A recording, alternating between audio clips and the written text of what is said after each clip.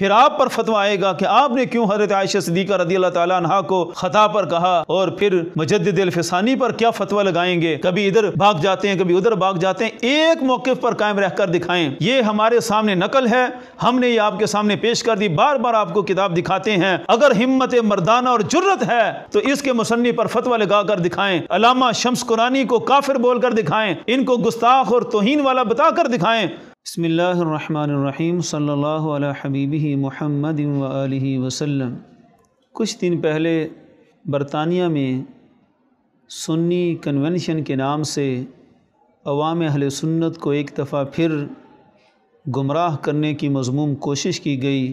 جناب عرفان شاہ صاحب جو ایک طرف تو اپنی صفائیاں پیش کرتے پھر رہے ہیں اور دوسری طرف امام جلالی زیدہ شرفہ کے خلاف عوام اہل سنت برطانیہ ان کو امام جلالی کے معاذ اللہ کفر پر تیار کر رہے ہیں، بڑے فتوے لہراتے پھرتے ہیں اور جھوٹ در جھوٹ بول کر عوام میں مغالطے پھیلانے کی مذموم کوشش کر رہے ہیں۔ ہم نے پہلے بھی ان کی توجہ اصل مسئلے کی طرف مبذول کروائی تھی کہ برطانیہ کی عوام کو جس چیز کی ضرورت ہے اس طرف توجہ دیں اور ان محاذوں پر کچھ کر سکتی ہیں تو کر کے دکھائیں، لیکن شاید انہوں نے اپنی زندگی کا مقصد ایک ہی بنایا ہوا ہے کہ کسی طرح سے میں پوری دنیا کو امام جلالی کے کفر پر معاذ اللہ قائل کر لوں۔ یہ ان کا خواب کبھی بھی شرمندہ تعبیر نہیں ہوگا۔ اپنے حسد اور بغض کی بنیاد پر وہ جتنا بھی زور لگا لیں، حقیقت رہتی ہے اور جھوٹ بالآخر عیاں ہو کر رہتا ہے۔ اس نام نہاد سنی کنونشن میں عرفان شاہ صاحب نے جو کچھ گل کھلائے سب کا انشاءاللہ عن قریب پردہ چاک کریں گے۔ آج صرف ان کے ایک حوالے پر بات ہوگی۔ پہلی دفعہ میں نے دیکھا کہ شاہ صاحب بھی کسی کتاب کو لہرا کر دکھا رہے ہیں کہ اس میں یہ لکھا ہوا ہے۔ ہماری تو پہلے بڑی درینہ خواہش تھی کہ شاہ صاحب کاش گانے سنانے کے بعد کچھ کتابیں بھی دکھا دیں۔ شکر ہے انہوں نے کتاب ایک دکھائی، مقامات مظہری، اور وہ دکھا کر مشائخ نقشبند کو کہہ رہے تھے کہ آپ دیکھیں آپ کی عقیدتوں کا سلسلہ مقامات مظہری کے ساتھ ہے، حضرت مظہر جانے جانا ان کے ساتھ جو روحانی نسبت ہے ان کا لحاظ کرتے ہوئے آپ میرے ساتھ آئیں۔ تو اس طرح ایک جذباتی ماحول قائم کر کے وہ اپنی تائید حاصل کرنا چاہ رہے تھے کہ میں جو کچھ بیان کر رہا ہوں وہ مقامات مظہری میں لکھا ہوا ہے۔ شاہ صاحب نے مقامات مظہری نکالی بھی، لہرائی بھی، چند عبارتیں پڑھی بھی، لیکن یہ شاہ صاحب کی عجیب قسمت کہہ لیں کہ جب بھی وہ کتاب کا حوالہ دیتے ہیں عین اسی صفحے سے یا اسی کے آگے پیچھے سے وہ ڈنڈی مار کر قوم کو مغالطہ دینے کی کوشش کرتے ہیں، اور آگے ان کو بھی اندازہ نہیں ہے کہ ان کا پالا کن سے پڑا ہوا ہے۔ امام جلالی حضور کنز العلماء ہیں اور ان کے فیض یافتگان ہر حوالے تک پہنچ جاتے ہیں کہ شاہ صاحب جو کچھ بیان کر رہے ہیں اس میں لکھا کیا ہوا ہے۔ سب سے پہلے میں مقامات مظہری ہی آپ کے سامنے رکھتا ہوں۔ یہ شاہ صاحب کے لیے چونکہ انہوں نے بھی اردو کا ایڈیشن ہی دکھایا تھا تو ہم بھی ان کو اردو ہی دکھاتے ہیں تاکہ ان کو سمجھنے میں آسانی رہے۔ شاہ صاحب تو صرف لہرا سکتے ہیں اور اپنے مقصد کی عبارت پڑھ سکتے ہیں۔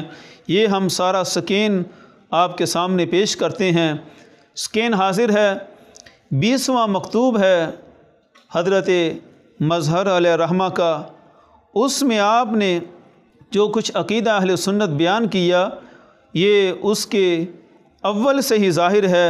سب سے پہلے لکھا ہوا ہے حضرت عائشہ کی حضرت امیر المؤمنین رضی اللہ تعالی عنہ سے ملال کی توجیہ، یہ اس کا مین موضوع ہے جس موضوع پر یہ مکتوب لکھا گیا تھا، جس کو شاہ صاحب نے بطور حوالہ پیش کیا۔ اس مکتوب کے اندر شاہ صاحب نے جو لفظ پیش کیا وہ یہ تھا کہ سیدہ پاک رضی اللہ تعالی عنہا نے جو وراثت کا مطالبہ کیا تو وراثت کا مطالبہ کرنا بالکل بجا تھا۔ اس میں یہ لفظ شاہ صاحب نے استدلال کے طور پر پیش کیے کہ دنیا میں وراثت کے مال سے بڑھ کر کوئی مال حلال نہیں ہے۔ یہ مال وراثت کو مال حلال ثابت کرنے کے لیے یہ مکتوب پیش کیا۔ اس میں تو کوئی دوسری رائے نہیں ہے کہ مال وراثت مال حلال ہی ہوتا ہے، اس پر پھر شاہ صاحب کا آگے فتویٰ تھا کہ چونکہ امام جلالی نے اس کو مال حرام کہہ دیا اور یہ توہین اور گستاخی اور پھر آگے کفر جو بھی وہ کہتے رہیں اپنے بغض و حسد کی بنیاد پر، یہ ان کی بنائی ہوئی ریت کی عمارت ہے، اس میں حقیقت کچھ بھی نہیں ہے۔ اور دوسری چیز جو اس مکتوب کی شاہ صاحب دکھا رہے تھے، یہ عبارت پیش ہے کہ قصہ فدق میں سیدہ پاک رضی اللہ تعالیٰ عنہ اور صدیق اکبر رضی اللہ تعالیٰ عنہ کے درمیان جو معاملہ ہوا، اس کے بارے میں آپ کا فیصلہ یہ ہے کہ اس لیے یہ عبارت حاضر ہے، اس کو شاہ صاحب کہہ رہے تھے کہ یہ دیکھیں یہ لکھا ہوا ہے کہ اس لیے ایسی صورت میں دونوں معذور ہیں اور دونوں طرف حق ثابت ہے۔ یہ قاضی مظہر صاحب کا مکتوب ہے، یہ ان کی عبارت تھی جس کو انہوں نے اپنے استدلال کے طور پر پیش کیا کہ دونوں طرف حق ہیں، تو لہذا دونوں کو ہی حق پر کہا جائے تو کسی کو خطا پر کہہ دینا یہ گستاخی اور توہین بن جاتا ہے۔ اس پر شاہ صاحب نے بڑی مضبوط دلیل سمجھ کر اس کو پیش کیا کہ اب اس سے بڑھ کر تو کچھ ہے نہیں، لیکن ڈنڈی مارنے کا یہ انداز ہے کہ شاہ صاحب اگر اس مکتوب کو پورا پیش کر دیتے پھر یہ سارا مسئلہ حل ہو جاتا۔ مکتوب کا موضوع ہی حضرت عائشہ صدیقہ رضی اللہ تعالیٰ عنہ اور حضرت امیر المؤمنین مولا علی رضی اللہ تعالیٰ عنہ کے درمیان جو کچھ ہوا، وہ معاملات، وہ موضوع بحث تھے، اس پر بھی آپ کا فرمان کیا ہے؟ سب سے پہلے تو وہ پڑھنے کی ضرورت تھی جس موضوع کے لیے مکتوب لکھا گیا۔ یہ تفصیل طلب مکتوب ہے، 20واں مکتوب ہے، جو بھی پڑھنا چاہے پڑھ لے تفصیل کے ساتھ۔ جو بھی معاملہ ہوا اس پر بھی آپ کی رائے کیا ہے؟ سب سے پہلے شاہ صاحب کو چاہیے تھا کہ وہ پیش کرتے۔ تو اس میں آپ واضح طور پر لکھ رہے ہیں، فرماتے مخدومہ بعض اوقات تنازع میں دونوں طرف کے افراد معذور ہوتے ہیں کیونکہ دونوں حق پر ہوتے ہیں۔ یہ حضرت کا موقف ہے عائشہ صدیقہ رضی اللہ تعالیٰ عنہ اور مولا علی رضی اللہ تعالیٰ عنہ کے مسئلے کے درمیان۔ وہاں بھی آپ فرماتے ہیں کہ دونوں طرف معذور ہیں اور دونوں ہی حق بجانب ہیں، دونوں کو حق پر کہا جائے گا۔ اسی طرح اسی صفحے کے آخر پر دوبارہ انہوں نے اسی بات کو دہرایا، اس لیے دونوں حق بجانب دونوں معذور ہیں بلکہ دونوں کو اجر ملے گا۔ یہ آپ کا فیصلہ حضرت عائشہ صدیقہ رضی اللہ تعالیٰ عنہ کے مسئلے میں بھی تھا کہ اگرچہ وہاں خطائے اجتہادی ہے لیکن دونوں حق بجانب ہیں، مولا علی بھی حق بجانب ہیں، عائشہ صدیقہ رضی اللہ تعالیٰ عنہ بھی حق بجانب ہیں، دونوں کو اجر ملے گا۔ تو ایک طرف یہ مسئلہ ہے، موضوع اس مکتوب کا یہ تھا کہ عائشہ صدیقہ رضی اللہ تعالیٰ عنہ اور مولا علی رضی اللہ تعالیٰ عنہ ان دونوں میں سے حق پر کون ہے؟ تو آپ فرما رہے ہیں، 2 دفعہ آپ نے اظہار کیا کہ دونوں حق بجانب ہیں، دونوں معذور ہیں، اجر میں کوئی کمی نہیں ہوگی، دونوں کو اجر ملے گا۔ اس مکتوب کا موضوع یہ تھا۔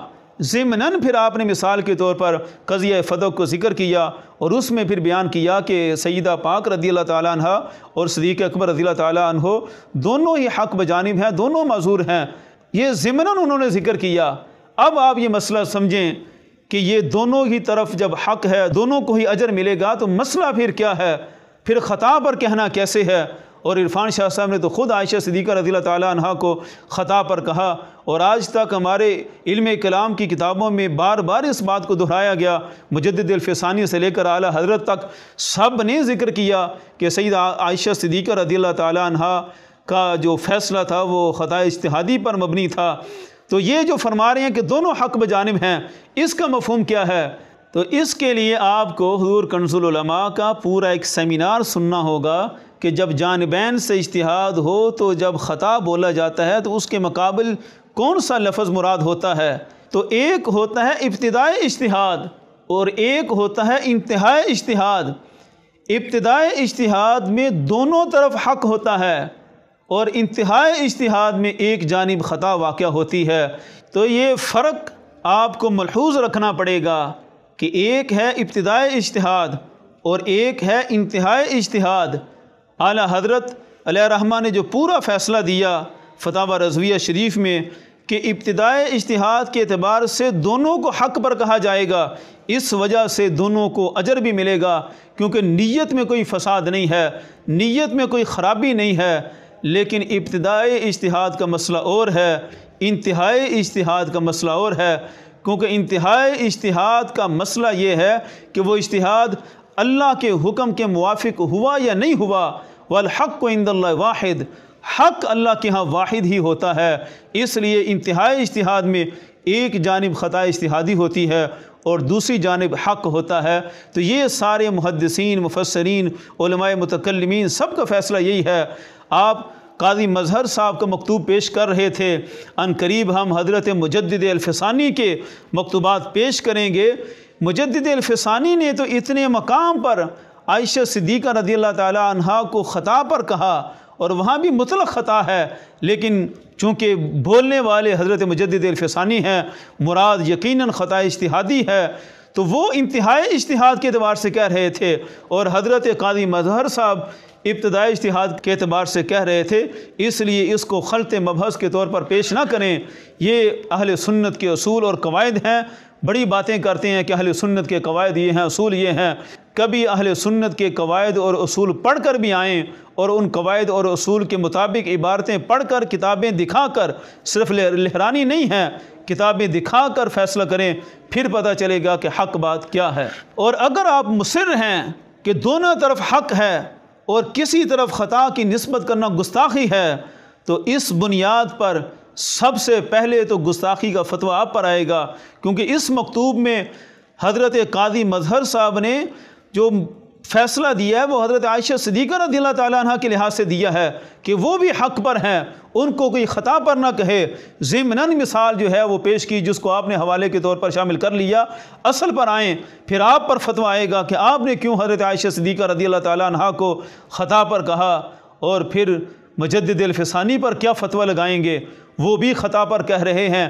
جب آپ کا نظریہ یہ ہے کہ دونوں کو حق پر کہا جائے، پھر جنہوں نے کہا ہے خطا پر ان کے بارے میں فتویٰ صادر کرنا یہ ذمہ داری ہے۔ کبھی ادھر بھاگ جاتے ہیں، کبھی ادھر بھاگ جاتے ہیں، ایک موقف پر قائم رہ کر دکھائیں۔ اور دوسری بات جس کو آپ نے بڑا اچھالا اور بار بار اس بات کو دہراتے ہیں کہ امام جلالی نے جو مال حرام کہہ دیا، تو یہ بہت بڑی گستاخی اور توہین ہو گئی۔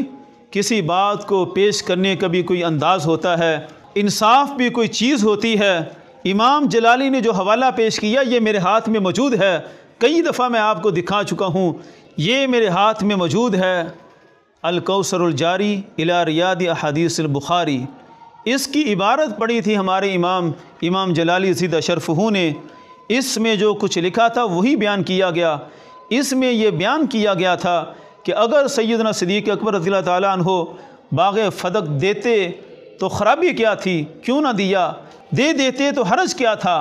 اس پر علامہ شمس قرانی بیان کر رہے تھے، انہو کان ما یعطی لفاطمۃ مالا حراما بلا خلاف۔ خرابی فرماتے ہیں بہت بڑی تھی، دیتے تو رسول اللہ صلی اللہ علیہ وسلم کے صدقات کا ابطال ہو جانا تھا، اور ابطال ہونے کے بعد پھر اگر دیتے تو دینا یہ مال حرام بن جاتا۔ یہ فرضی بات ہے، یہ نہیں کہا کہ مال حرام تھا، اگر دیتے تو ہوتا، لیکن چونکہ دیا نہیں سو ہوا بھی نہیں۔ یہ منطق اگر تھوڑی سی پڑی ہوتی تو یہ قضیہ سمجھ لگ جاتا۔ قل ان کان للرحمن ولد فانا اول العابدین، اگر رحمان کا کوئی بیٹا ہوتا تو سب سے پہلے میں اس کی عبادت کرتا، تو کیا اس قول سے رحمان کا بیٹا ہونا لازم آ گیا؟ یہ تو فرضی بات کی، اور آگے استدراک کس چیز کا ہوا، یہ سارے منطقی قواعد کی روح سے وہ سمجھنے کی ضرورت ہے۔ چونکہ دیا ہی نہیں تو پھر مال حرام کیسے ہوا، یہ فرضی بات کی بیان کی گئی تھی۔ تو کاش اس عبارت کو آپ منطقی انداز سے سمجھ لیتے کہ یہ رفع تعلی نتیجہ رفع مقدم ہے۔ قل ان کان للرحمن ولد فانا اول العابدین میں بھی اسی طرح ہے کہ رفع تعلی نتیجہ رفع مقدم، اسی طرح یہاں ہے کہ اگر دیتے تو مال حرام ہوتا، چونکہ دیا نہیں رفع تعلی تو لہذا نتیجہ بھی رفع مقدم، لہذا وہ مال حرام بھی نہیں ہے۔ ہمارا موقف تو یہ ہے، اور آپ دنیا کو بتاتے پھرتے ہیں کہ مال حرام کہہ دیا۔ خدا کا خوف کر کے سچ بول کر دکھائیں، ہمارے امام جلالی کا وہ کلپ چلا کر دکھائیں، کون سا قول انہوں نے اپنی طرف سے پیش کیا تھا؟ یہ کوثر الجاری کی عبارت ہے۔ اور میں کئی دفعہ آپ کو کہہ چکا ہوں کہ آپ مناظرہ رشیدیہ کا ایک خطبہ رٹا ہوا ہے، ہزاروں تقریروں میں ایک ہی خطبہ مناظرہ رشیدیہ کا پڑھ جاتے ہیں، لا مانع لحکمہ ولا ناقض لقضائہ۔ کاش کے چند صفحے آگے پڑھ کر دیکھیں نقل کی تعریف کیا ہے۔ نقل جب کوئی بندہ پیش کرتا ہے تو اس کے ذمے صرف نقل ہوتی ہے، باقی ساری ذمہ داری اس شخص کی ہے جس کی عبارت ہے۔ یہ ہمارے سامنے نقل ہے، ہم نے یہ آپ کے سامنے پیش کر دی، بار بار آپ کو کتاب دکھاتے ہیں۔ اگر ہمت ہے تو اس قول پر اگر کفر کا فتویٰ ہے، گستاخی یا توہین ہے، اگر ہمت مردانہ اور جرت ہے تو اس کے مصنف پر فتویٰ لگا کر دکھائیں، علامہ شمس قرانی کو کافر بول کر دکھائیں، ان کو گستاخ اور توہین والا بتا کر دکھائیں۔ کون ہے جو جرت کر سکے علامہ شمس قرانی کو گستاخ اور توہین والا ثابت کرنے کی؟ علامہ شمس قرانی کا تعارف کیا ہے؟ آپ کی جانے بلا کہ یہ کتنے مقدس لوگ تھے، تھوڑا سا میں آپ کو تعارف پیش کر دیتا ہوں۔ یہ کون تھا علامہ شمس قرانی؟ انہوں نے یہ جلد اول صفحہ نمبر 290 پہ اپنا ایک واقعہ خود لکھا ہے، قسطنطنیہ کے احوال، استنبول کی فتح کا حال لکھتے ہوئے فرماتے ہیں، حضرت ابو ایوب انصاری رضی اللہ تعالیٰ عنہ کا مزار، فرماتے ہیں وَكَانَتِ الْكُفَّارُ يَرَوْنَ الْأَنْوَارَ عَلَى قَبْرِهِ وَلَمَّا فَتَحَ اللَّهُ الْقُسْطُنْطِينِيَّ عَلَى الْمُسْلِمِينَ عَلَى يَدِ السلطان ابن سلطان محمد خان بن عثمان نصرہ اللہ۔ یہ علامہ شمس قرانی بیان کر رہے ہیں کہ جب مسلمانوں کے ہاتھ پر قسطنطنیہ فتح ہوا وَكُنَّا فِي ذَلِكَ الْجَيْشِ، فرماتے ہیں میں بھی اس لشکر میں موجود تھا اپنی پوری جماعت کے ساتھ، بحمد اللہ وجدنا مزارہ معروفا عند الکفار، وہاں حضرت کا مزار بھی موجود تھا۔ یہ علامہ شمس قرانی ہیں جو قسطنطنیہ فتح کرنے کے لیے گئے تھے، صرف فتح کرنے کے لیے نہیں گئے تھے بلکہ ان کے حوال پڑھ کر دیکھیں۔ معجم الدولۃ العثمانیہ جو خلافت عثمانیہ کے شیوخ کی کتاب ہے، اس میں باقاعدہ لکھا ہے کہ یہ شمس قرانی عام نہیں تھے، یہ سلطان محمد الفاتح کے مؤدب، اس کے پیر و مرشد تھے، اور یہی تھے جنہوں نے سلطان محمد الفاتح کو تیار کیا تھا قسطنطنیہ کی فتح کے لیے، جن کے ہاتھ پر اللہ نے صدیوں کی میراث مسلمانوں کو واپس عطا فرمائی۔ الکوثر الجاری کی جلد نمبر 5 میں بھی علامہ شمس قرانی نے اپنا حال ذکر کیا۔ قسطنطنیہ کا جب نام آیا تو وہاں ایک مسئلہ ذکر کرتے ہوئے یہ ساری عبارت حاضر ہے۔ اس میں بیان کرتے ہوئے آپ فرماتے ہیں وَإِن كَانَ الْمُرَادُ فَتْحُ الْمَدِينَةِ، حدیث میں اگر قسطنطنیہ شہر کی فتح مراد ہے تو وہ کون خوش نصیب ہیں کہ جن کو یہ خوشخبری میسر آئی، جنہوں نے قسطنطنیہ کو فتح کیا؟ فرمایا فَنَحْنُ أُولَٰئِكَ الْجَيْشِ، وہ لشکر ہم خود ہیں۔ یہ شمس قرانی ہیں جو محدث بھی تھے، مجاہد بھی تھے، جہاد بھی کرتے تھے، فرماتے ہیں ہم ہیں وہ لشکر جنہوں نے قسطنطنیہ کو فتح کیا تھا، من فضل اللہ تعالی کننا فی فتحہ، فرماتے ہیں ہم اس فتح میں شامل تھے، مع سلطان المجاہد السلطان محمد بن مراد بن عثمان۔ یہ سارا نسب ذکر کرتے ہوئے واضح فرماتے ہیں کہ سلطان محمد الفاتح کے ساتھ میں خود گیا تھا قسطنطنیہ کی فتح میں۔ اب یہ بیان کرنے کا مقصد صرف یہ ہے کہ آپ جس ہستی کی عبارت پر بار بار کفر، گستاخی، بے ادبی کے فتوے لگاتے ہیں، اس ہستی نے قسطنطنیہ کی فتح میں اپنی شمولیت کا ذکر کیا ہوا ہے، اور سارے جو سیرت نگار ہیں ان کو پڑھ کر دیکھیں۔